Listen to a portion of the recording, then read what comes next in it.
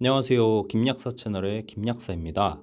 오늘은 근육이 감소하는 근감소증의 위험성과 유용한 대처 방법을 짧고 굵게 짚어드릴까 합니다. 잠깐만 집중하고 들어주세요.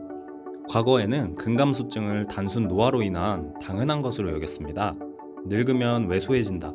당연한 말 같잖아요.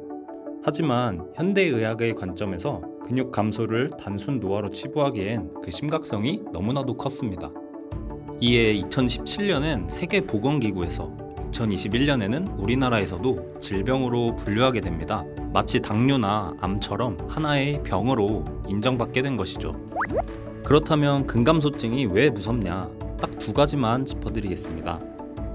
첫째, 근감소증은 각종 질환을 유발해요. 당뇨와 심혈관 질환, 치매의 가능성을 높이고 몸에 힘이 없으니 병을 이겨내는 면역력도 떨어져서 사망률이 최소 2배에서 10배까지 증가합니다. 두 번째는 바로 ADL이라고 부르는 일상생활 능력의 저하가 발생합니다. 특히 이 ADL은 당연하게 생각했던 일상생활이 무너지는 것인데요. 상상해보세요. 달리기는커녕 당연하게 생각한 걷기가 버거워지고 가볍게 들던 택배 박스가 이젠 들기가 어려워요. 일상생활이 안 되다 보면 자연스럽게 짜증도 많아지고 스트레스도 심해지겠죠. 근육이 빠졌다고 일상이 어려워져 나만 노후를 행복하게 못 즐긴다? 얼마나 억울할까요? 자, 그렇다면 우린 어떻게 해야 하는가? 오늘의 본론이자 핵심 말씀드리겠습니다. 우선 다 아시는 이야기인데요. 운동과 단백질 섭취는 꼭 기본으로 하셔야 합니다. 여기에 추가로 말씀드릴 포인트는 바로 류신이라는 필수 아미노산입니다.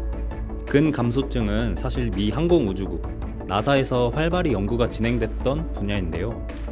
우주비행을 끝내고 지구로 돌아온 우주비행사들이 중력이 없는 곳에서 생활을 하다 보니 근육이 손실되고 위축되어 지구에서 걸어다니지도 못할 만큼 약해졌다고 해요.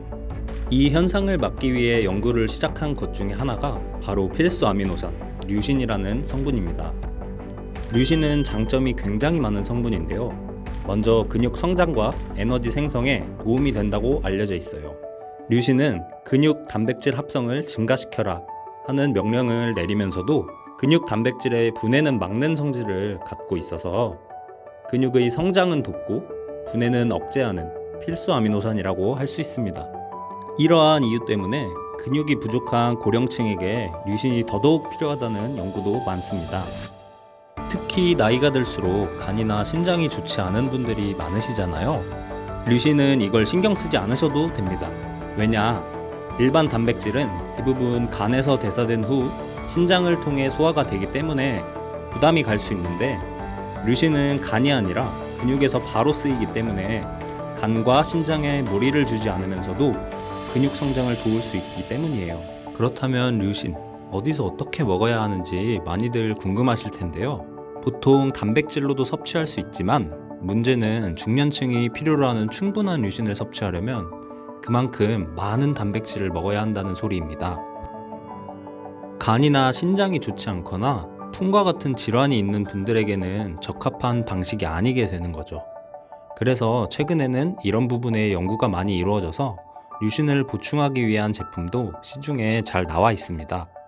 예를 들어 네이버에 류신 타블렛이라고 검색하시면 알약 형태로 류신을 영양제처럼 보충할 수 있는 제품도 찾아보실 수 있을 거예요.